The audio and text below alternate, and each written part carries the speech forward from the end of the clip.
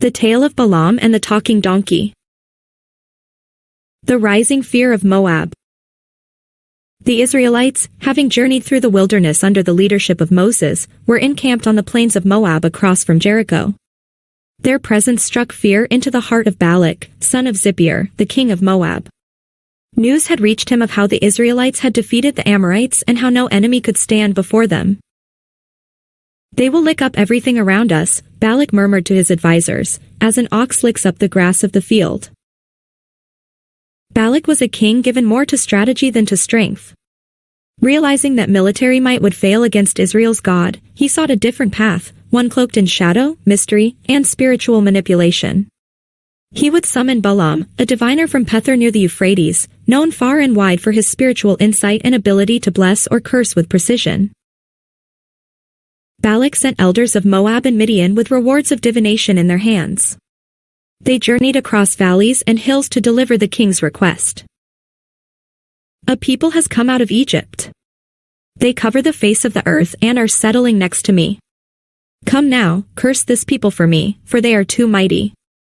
Perhaps I shall be able to defeat them and drive them out of the land."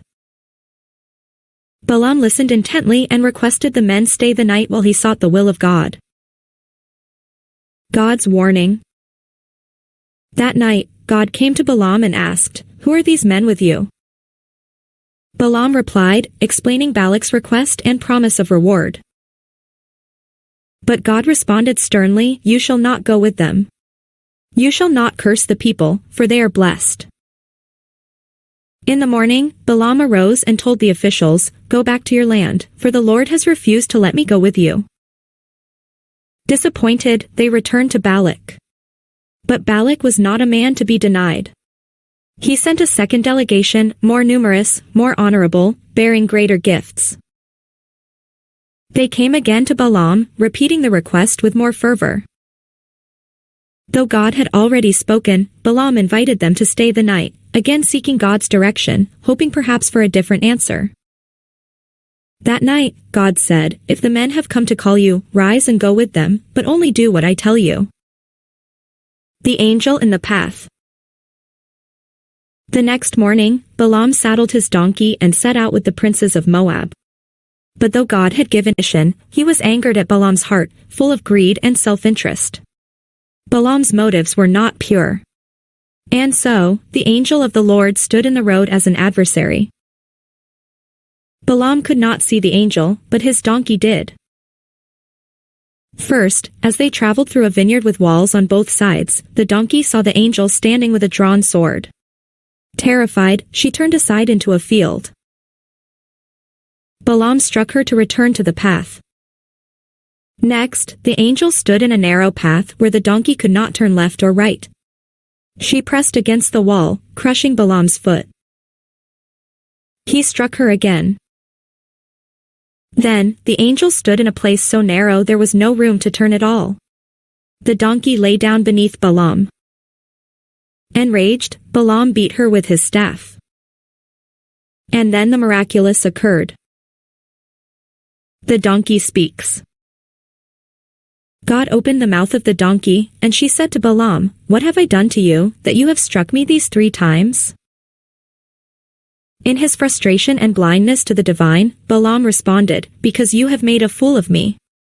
I wish I had a sword in my hand, for I would kill you." The donkey replied, "Am I not your donkey, on which you have ridden all your life? Have I ever been accustomed to do this to you?" "No," Balaam admitted.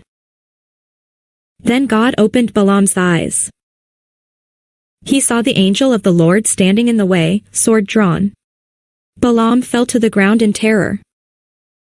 The angel said, "Why have you struck your donkey these 3 times?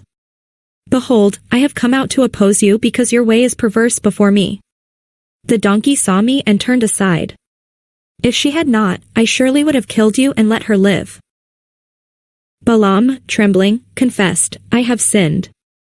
I did not know you stood in the road. If it is evil in your sight, I will return." But the angel instructed, "Go with the men, but speak only the word I tell you." The mountains of Moab. Balak greeted Balaam at the edge of his kingdom, questioning him, "Why did you not come sooner? Did you not believe I could honor you?" Balaam answered truthfully, "I have come to you now, but I have no power of my own to speak anything. The word God puts in my mouth, that I must speak."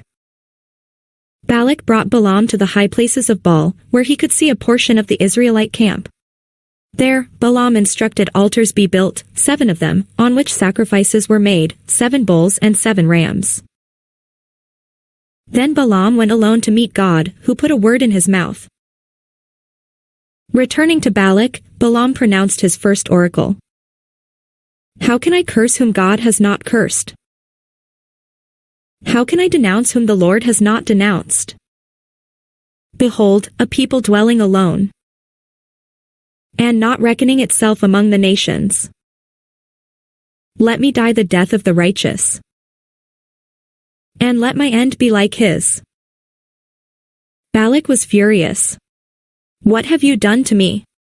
I brought you to curse my enemies, and look, you have blessed them." But Balaam remained firm. "Must I not be careful to speak what the Lord puts in my mouth?" Blessings repeated. Determined, Balak took Balaam to another location, perhaps from there, he could curse them. Again, altars were built, sacrifices offered. Balaam sought the Lord, and again returned with a message, not of curses, but of blessings. God is not a man, that he should lie, nor a son of man, that he should change his mind.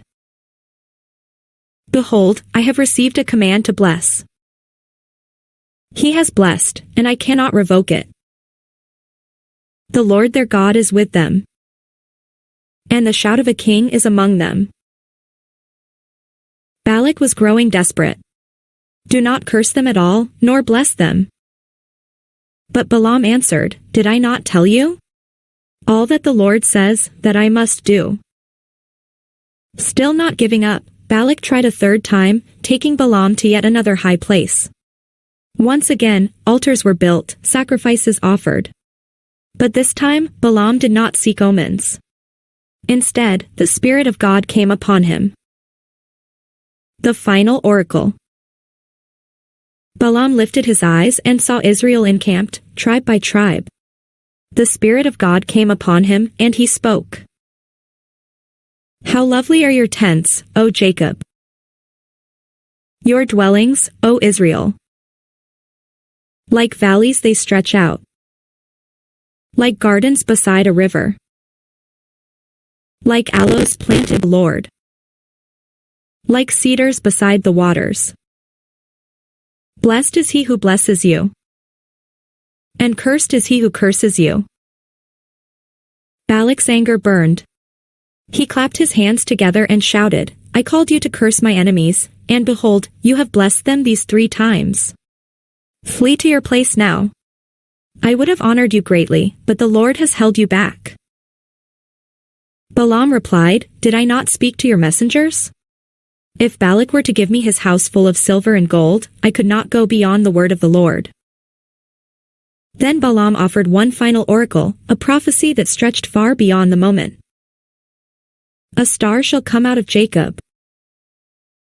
A scepter shall rise out of Israel, and batter the brow of Moab." Balaam's words echoed through the ages, pointing not just to Israel's victory but to a future Redeemer, a king who would rule with justice and power. The moral lesson of the journey. Balaam returned home, his path forever marked by divine encounter. Though he had spoken the words of God, his heart remained entangled with greed, and later scriptures would mark him as one who caused Israel to stumble through deception, Numbers 31:16, Revelation 2 verse 14. Yet the talking donkey, the invisible angel, and the repeated blessings stand as eternal reminders. God sees what we cannot. He uses even the lowliest creature to convey truth. And no curse can stand against those whom the Lord has blessed. Thanks for watching Bible Takes. Don't forget to like, share, and subscribe. See you next time.